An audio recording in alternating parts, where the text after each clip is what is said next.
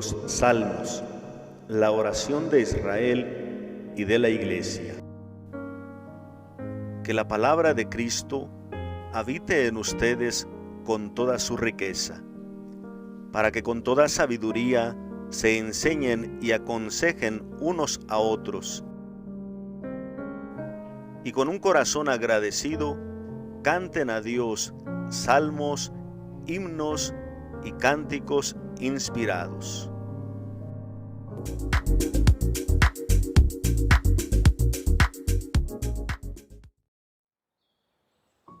Salmo 78. Escucha, pueblo mío, mi instrucción. Presta oído a las palabras de mi boca. Abriré mi boca a las parábolas para evocar los misterios del pasado. Lo que oímos y aprendimos, lo que nos contaron nuestros padres, no lo ocultaremos a nuestros hijos. Lo contaremos a la siguiente generación, las glorias del Señor y su poder y las maravillas que realizó. Pues Él hizo un pacto con Jacob y dio una instrucción a Israel. Él mandó a nuestros padres que se lo comunicaran a sus hijos, para que lo supiera la generación venidera, los hijos que habían de nacer, y se lo contaran a sus hijos, para que pusieran en Dios su esperanza, no olvidaran las hazañas de Dios y cumplieran sus mandamientos, para que no imitaran a sus antepasados, generación rebelde y obstinada, generación de corazón inconstante, de espíritu desleal a Dios. Gloria al Padre y al Hijo y al Espíritu Santo, como era en el principio, ahora y siempre, por los siglos de los siglos. Amén. Composición del Salmo 78. El Salmo 78 es uno de los salmos más largos. Es el segundo después del Salmo 119. Este Salmo 78 tiene 72 versículos. No lo hemos leído todo, solamente he leído del verso 2 al 8, porque lo iremos comentando ahora enseguida. Composición de este Salmo 78. En cuanto al género, el Salmo 78 es una meditación histórica. Se le conoce como salmos históricos, donde el orante va recordando acontecimientos del pasado, como contando la historia, como narrando la historia. Esa narración de la historia de Israel tiene un sentido sapiencial, un sentido de instrucción, como hemos escuchado en estos primeros versos, que da la finalidad del Salmo. Esa narración histórica quiere ayudar a las generaciones nuevas para que no se olviden de Dios, para que no olviden lo que Él ha hecho por su pueblo, por sus padres y también por las generaciones nuevas. Y también para que aprendan de esa misma historia, que no repitan los pecados de sus padres, que no repitan los pecados de los antepasados, especialmente aquellos que tienen que ver con el olvido de Dios, con el descuido de la instrucción o de la alianza, y también con la cuestión de la idolatría. Así que considerar las acciones de Dios, considerar esas maravillas que Él hizo por su pueblo, les hace entender nuevamente su perspectiva hacia el futuro. ¿Cuál es el proyecto de Dios? ¿Qué quiere Dios para con su pueblo? ¿Cómo afecta el pecado a este proyecto divino?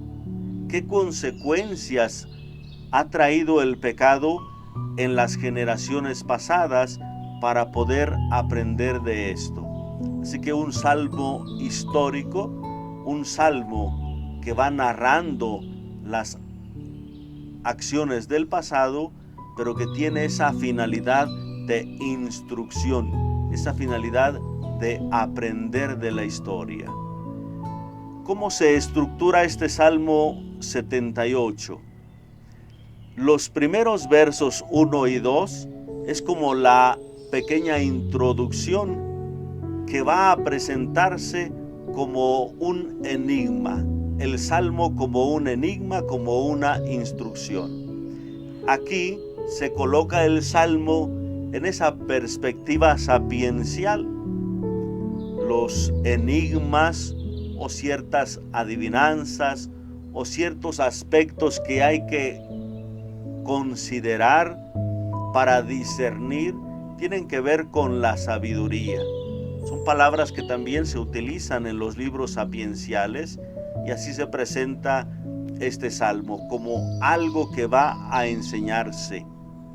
Luego los versos 3 al 8 esclarecen más este aspecto también de la instrucción, de la tradición, la importancia que tiene la tradición para el pueblo de Israel, el contar sus historias en beneficio de los hijos y de los hijos de los hijos.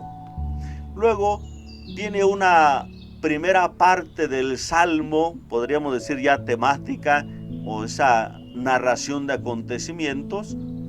Los versos 9 al 12 presentan cómo el pueblo se olvida de Dios, no lleva a cabo las promesas que le había hecho.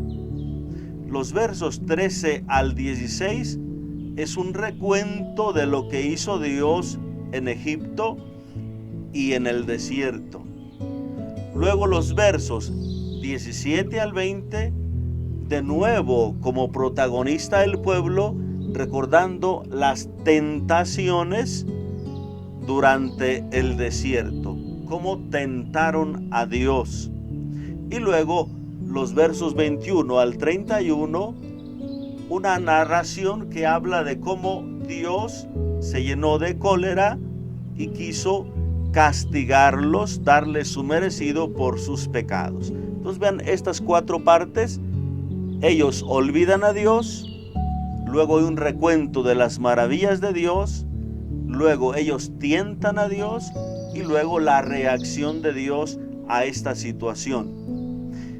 En esa parte intermedia del Salmo, en los versos 32 al 39, se coloca otra reflexión sapiencial parecida a los versos 3 al 8, que va presentando ese sentido de aprender de la historia. Entonces también una parte sapiencial aquí intermedia del Salmo, en los versos 32 al 39. Después se repite otra vez la misma narración que antes. Los versos 40 al 43 vuelven a presentar al pueblo que olvida a Dios, se olvida de Dios. Los versos 44 al 55, otro recuento de las maravillas que hace Dios en Egipto y en el desierto, en la salida y el desierto.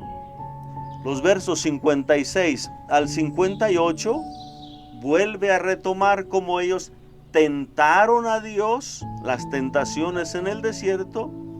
Y los versos 59 al 66, Dios se llena de cólera, es decir, Dios castiga a su pueblo por sus acciones.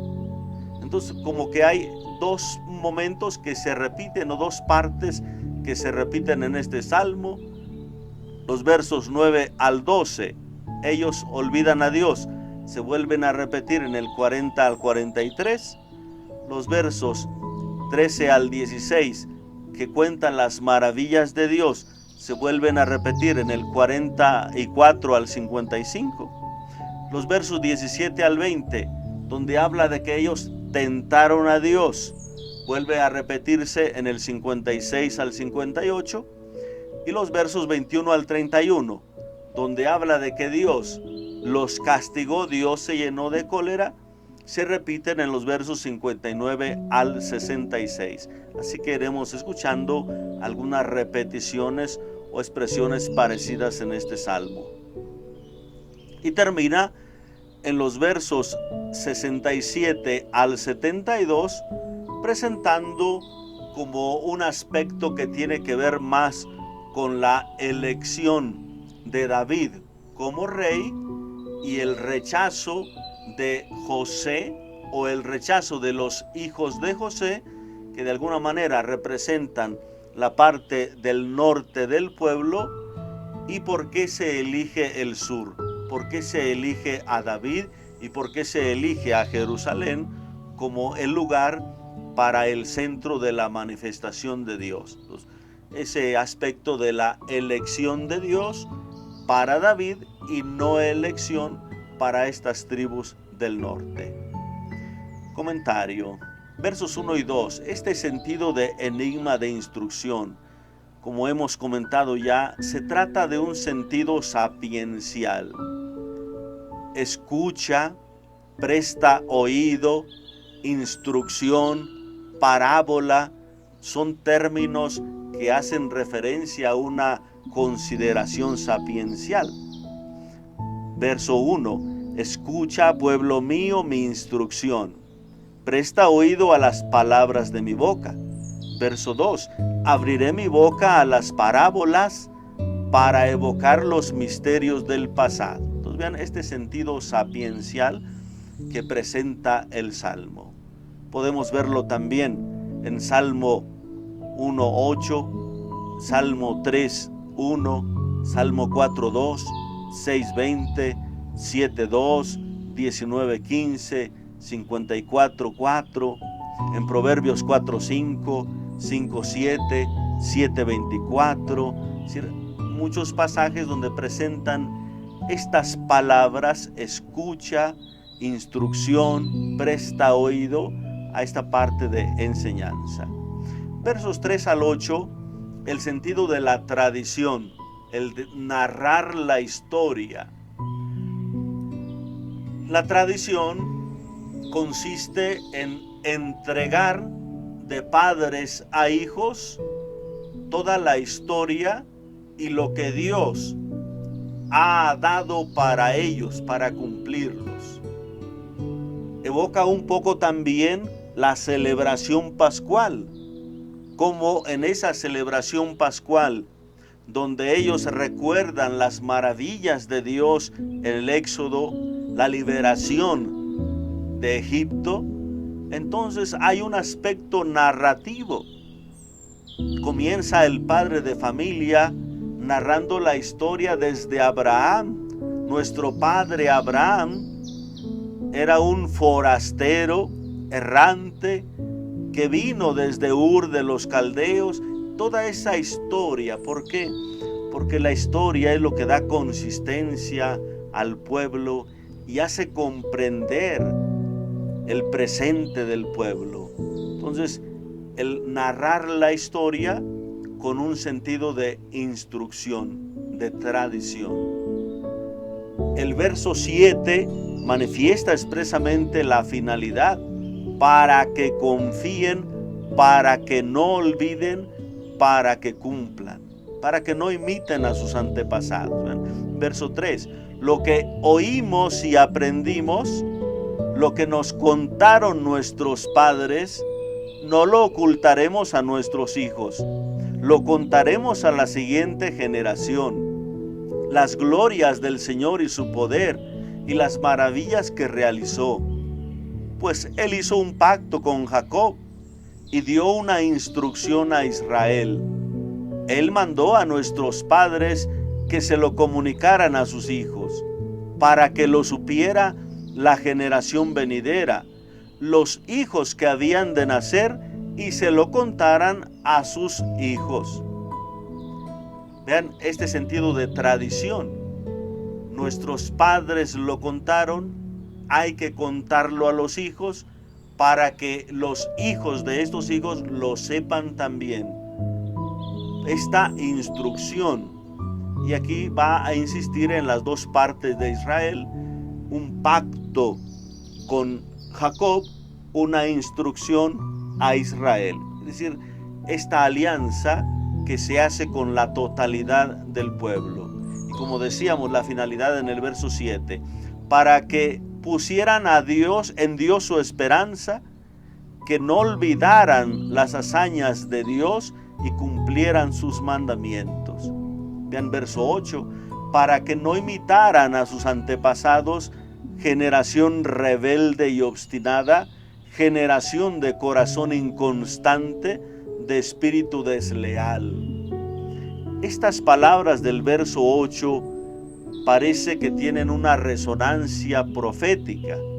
Son palabras que escucharemos en los profetas, que una generación rebelde y obstinada, especialmente en el profeta Ezequiel, cuando se hace referencia a estas dos partes de Israel, tanto el norte como el sur, se habla de esta generación rebelde.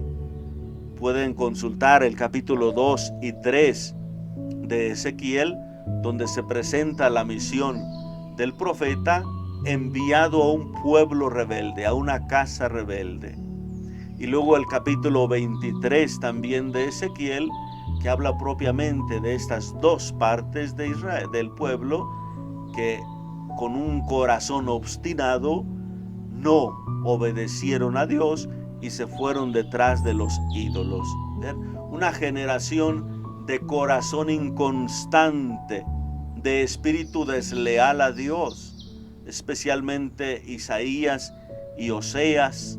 Pueden ver ustedes en Oseas los versos 1 al 5, cómo se habla de ese amor inconstante del pueblo. Entonces, si tomamos como referencia estas palabras que tienen como cierta base histórica en los profetas, pues estaríamos pensando de que el Salmo ya es posterior, posiblemente incluso haga referencia a esas rebeldías que llevaron al pueblo al destierro en Babilonia. Pero esta es la finalidad de la tradición de la historia, para que recuerden el pacto, que recuerden a Dios y para que no olviden la alianza. Versos 9 al 12, primer relato de cómo ellos olvidaron a Dios.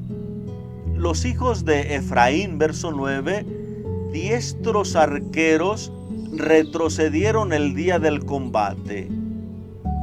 No se sabe explícitamente a qué momento se refiere cuando estos hijos de Efraín hayan abandonado la batalla o hayan retrocedido.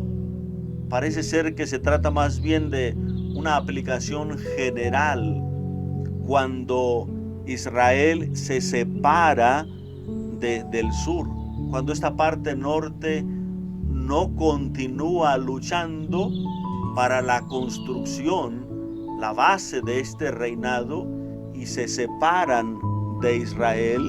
Quizá el salmista lo entiende como una huida de un proyecto. Entonces, estos hijos de Efraín, que representan estas tribus del norte, retrocedieron o se alejan o abandonan el proyecto.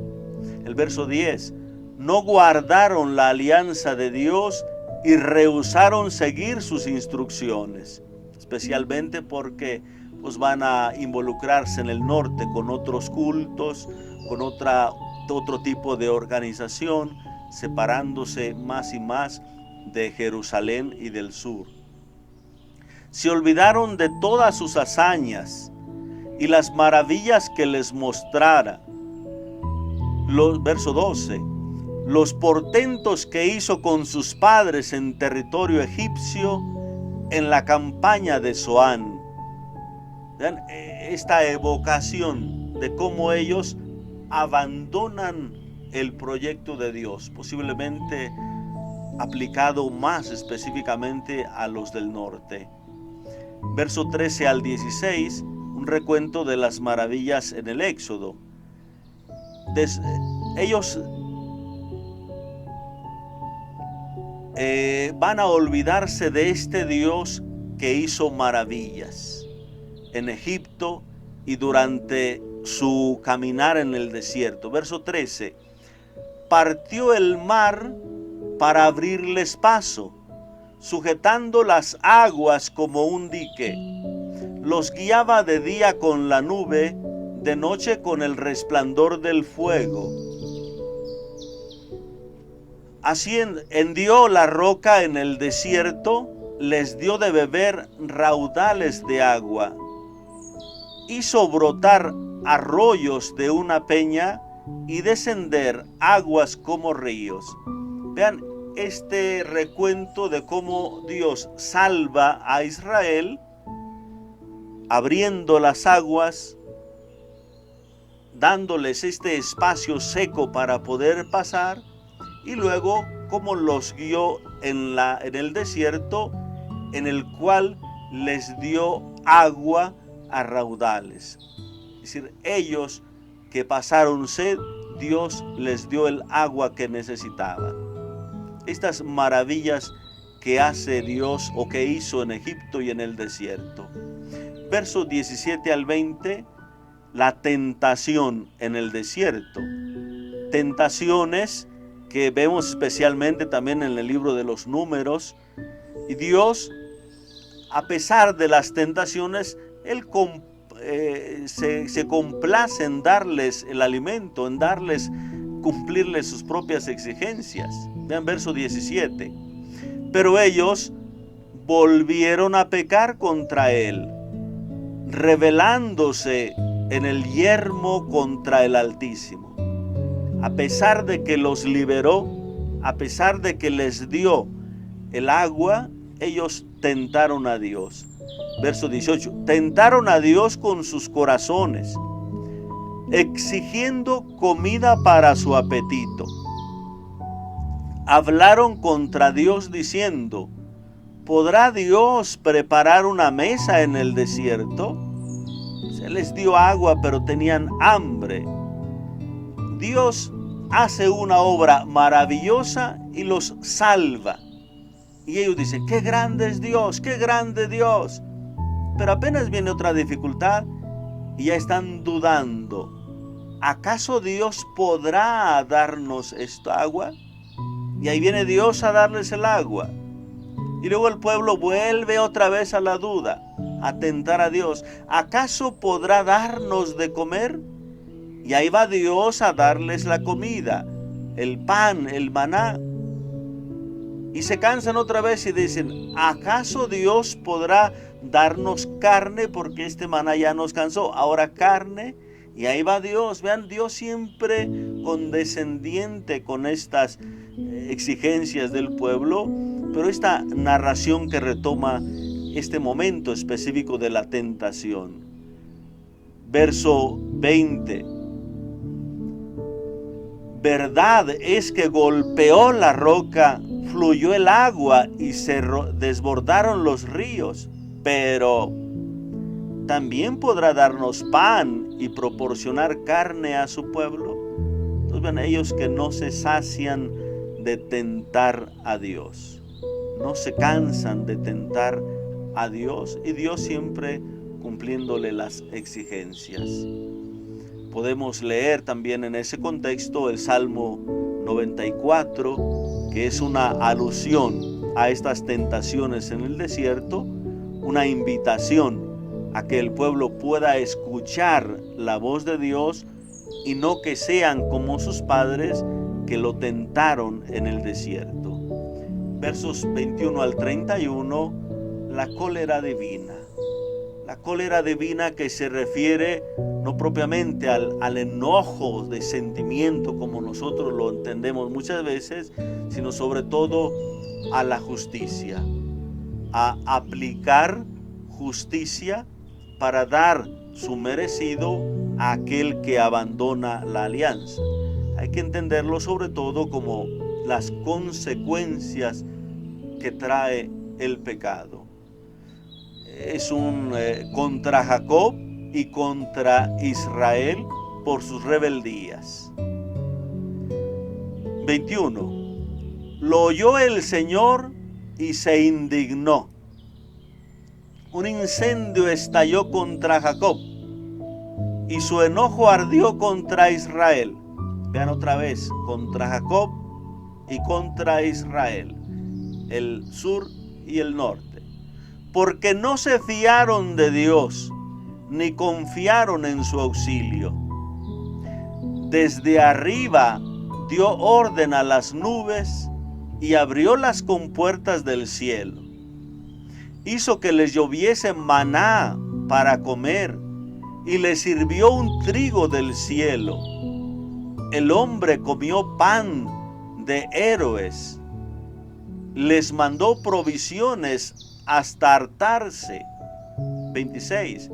Desde el cielo desencadenó el solano, o sea, el viento del este, y desde su fortaleza empujó el siroco, es decir, el viento del sur.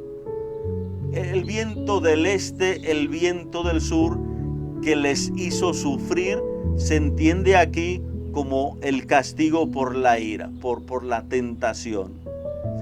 Hizo que les lloviese carne como polvareda y aves como arena de la playa, o sea, de comida hasta hartarse. Las hizo caer en medio del campamento, alrededor de sus carpas. Comieron hasta hartarse y les satisfizo su avidez. Pero apenas saciada su avidez, verso 30, con la comida aún en la boca, la ira de Dios sirvió contra ellos, dio muerte a los más robustos y abatió la flor de Israel. Es decir, también aquellas muertes de muchos en el desierto se interpretaron como parte de ese castigo de Dios, es decir, como consecuencias por haberse rebelado contra Dios. Hay un momento también en esa narración del libro de los Números como se expresa, este es un lenguaje antropomórfico, poniéndole a Dios estos sentimientos humanos de cólera, de enojo, de cansancio, de indignación. El momento en que Dios dice: traguen hasta hartarse, traguen todo lo que quieran. Hay esta expresión también en el libro de los Números y que se expresa aquí. Comieron ellos hasta hartarse, pero ahí mismo muchos murieron. Es decir, esa indignación de Dios porque apenas todavía con la comida en la boca y tentando a Dios. Los versos 32 al 39 es este intermedio del Salmo donde se presenta esta reflexión sapiencial. O sea, hay que aprender de la historia, recordando el actuar de Dios, también pues una consideración sobre la misma fragilidad humana. Verso 32. A pesar de todo, ellos volvieron a pecar, no se fiaron de sus prodigios. Dios redujo sus días a un soplo y sus años a un suspiro. Vean partes sapienciales. La vida del hombre no es eterna aquí en este mundo, no es para siempre. Sus días son un soplo, sus años son un suspiro. La vida es caduca. Verso 34. Mientras los golpeaba, lo buscaban, se convertían y volvían a Dios. Es decir, un castigo se entiende así: los golpeaba, los maltrataba, les hacía experimentar alguna prueba y ellos corriendo volvían a Dios: perdónanos, Dios, ¿dónde estás? Dios, sálvanos. Se convertían, volvían a Dios. Verso 35.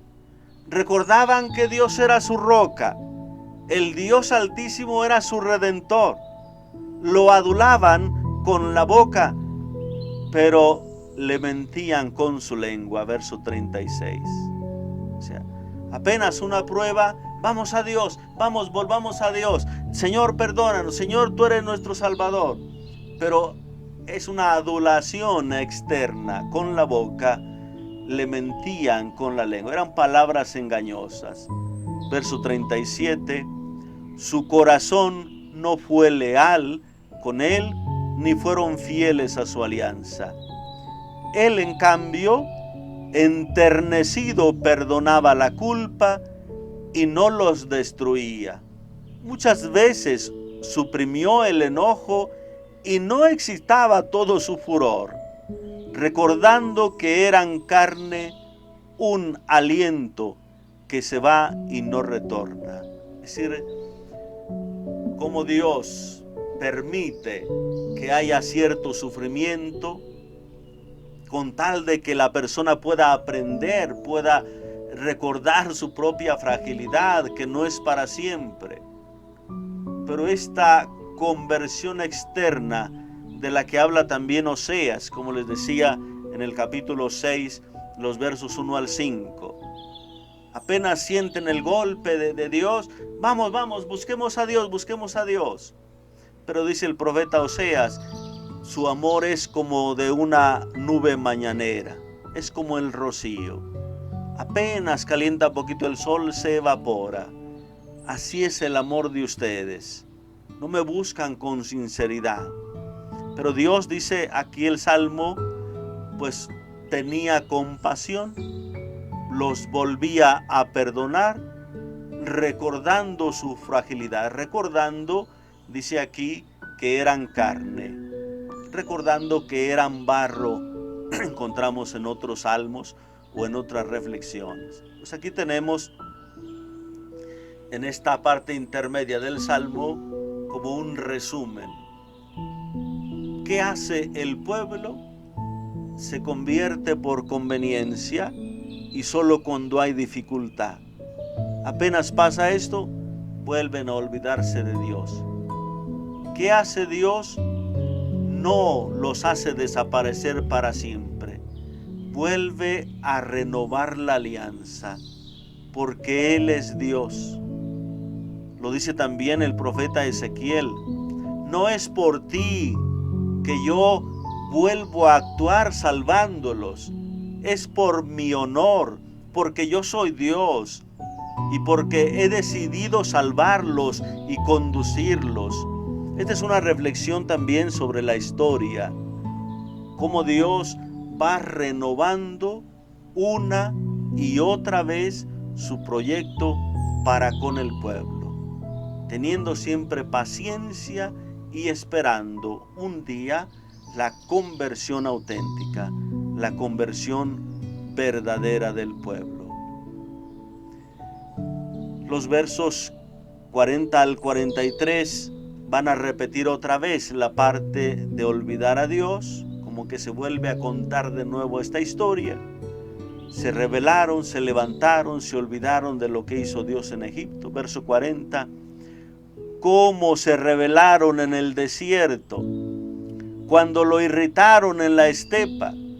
Volvían a tentar a Dios, irritando al Santo de Israel. Su corazón, sin acordarse de aquella mano que un día los libró de la opresión, cuando hizo signos en Egipto y portentos en la campiña de Zoán. Es una repetición de cómo se olvidaron de Dios. 44 al 55, una repetición de las maravillas en Egipto. Especialmente aquí se le aumentó la parte de las plagas. En la primera parte solamente el paso del Mar Rojo y aquí la parte de las plagas y el camino por el desierto. Él convirtió sus canales en sangre y sus arroyos para que no bebieran. Les mandó tábanos que los picasen y ranas que los destruyeran. Entregó a la langosta su cosecha, a saltamontes el fruto de su afán. Asoló con granizo sus viñedos y sus sicómoros con la escarcha. Entregó sus ganados al pedrisco y sus rebaños a los rayos. Descargó sobre ellos su ira ardiente, su enojo, su furor y su indignación. una delegación de siniestros mensajeros, es decir, todos los saltamontes y todas estas plagas, para prepararle el camino. No salvó su vida de la muerte, entregó sus vidas a la peste, hirió a los primogénitos de Egipto, primicias del vigor en las tiendas de Cam. Sacó como un rebaño a su pueblo, los guió como un hato por el desierto, es decir, como un manojo que se lleva cargando, como el rastrojo, como el alimento, el trigo que se lleva cargando. Los condujo seguros, sin alarmas, mientras el mar cubría a sus enemigos. Los llevó hasta su santa montaña, al monte que su diestra conquistó. Expulsó ante ellos a los pueblos, a cordel les asignó su heredad, instaló en sus tiendas a las tribus de Israel. Entonces, aquí hay un recuento un poquito más largo de lo que hizo Dios en Egipto con las plagas y cómo rescató a su pueblo conduciéndolo. Incluso de cómo les dio la tierra que ocupaban otros pueblos y a ellos los asentó ahí. Expulsó a otros pueblos para darles su heredad y cómo midió, cómo repartió las tierras entre las tribus. Versos 56 al 58, recuento otra vez de las tentaciones.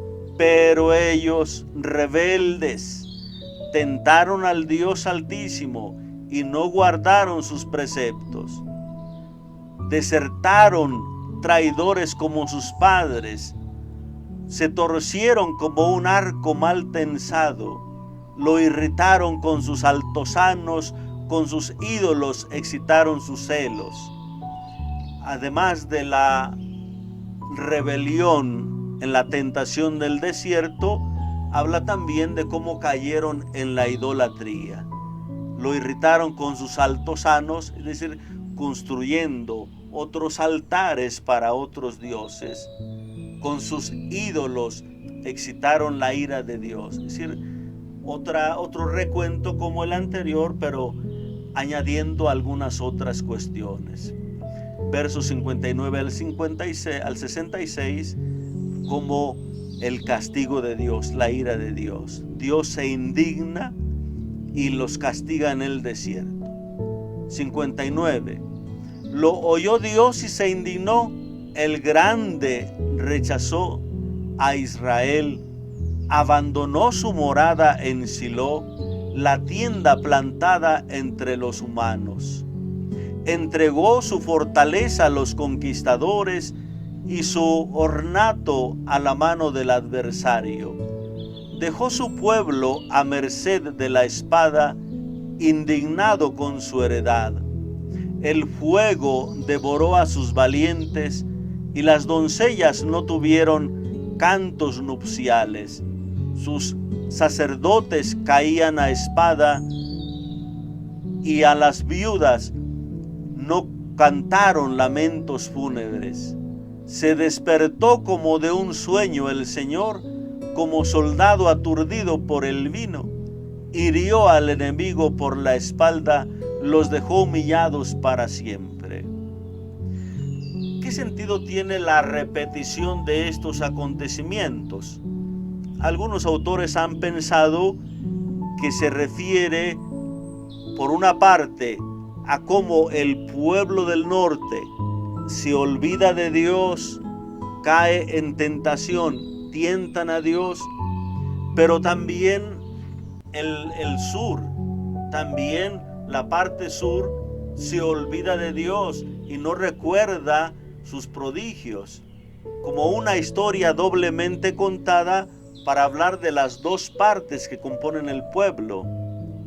Pero también hay otros autores, y yo considero que tiene un poco más de sentido esta segunda explicación, que se trata de dos momentos diferentes.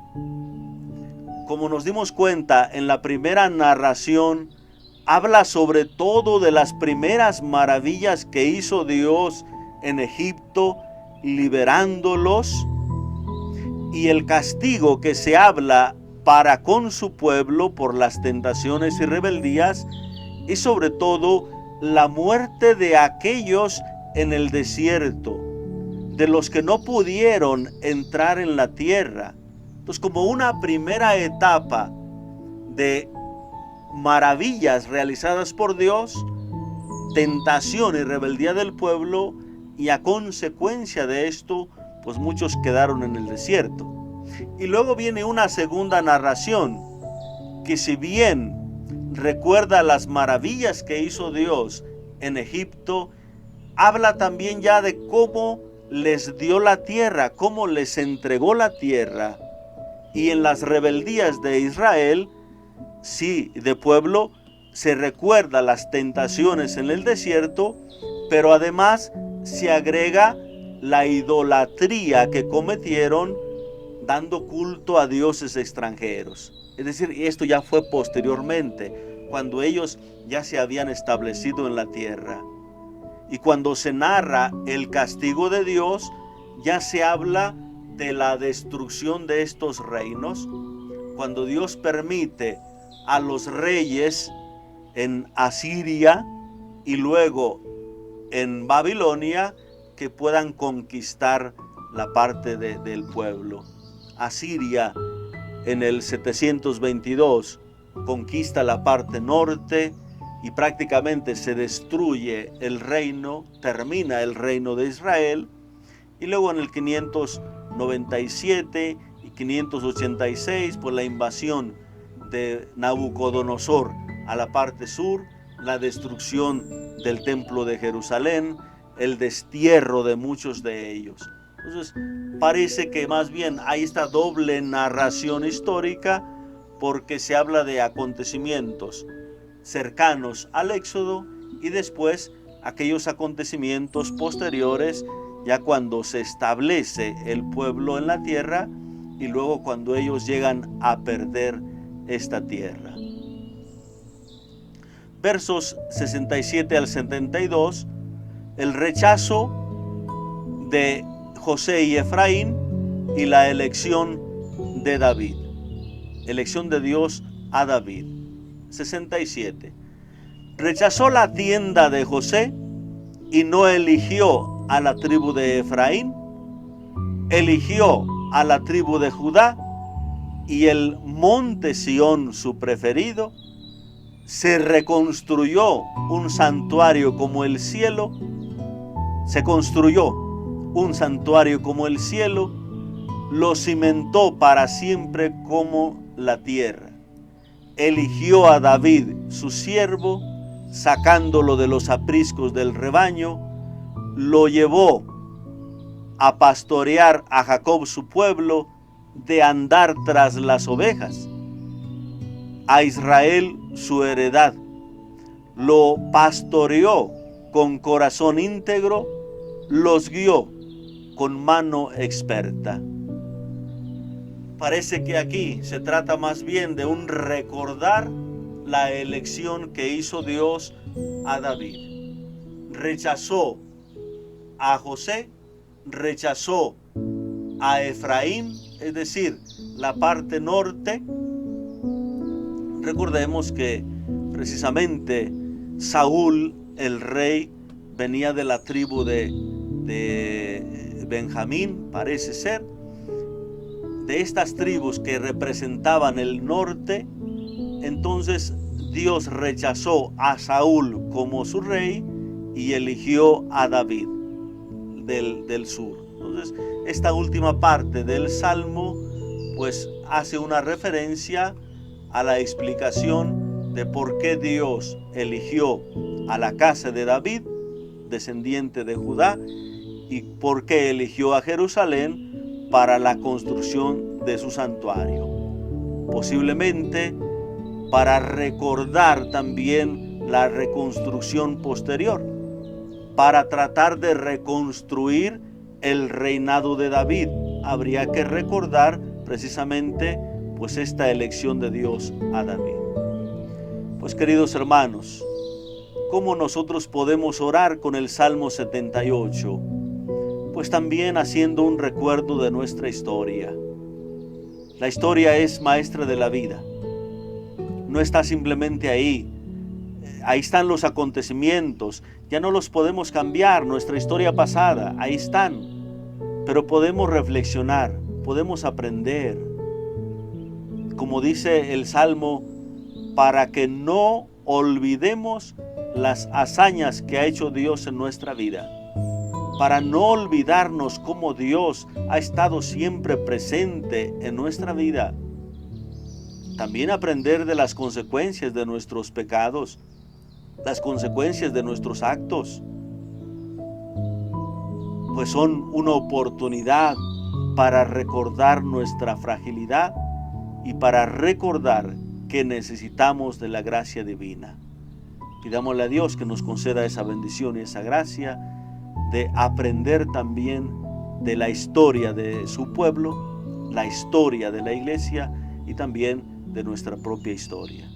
Que Dios les bendiga abundantemente, en el nombre del Padre, y del Hijo, y del Espíritu Santo. Amén.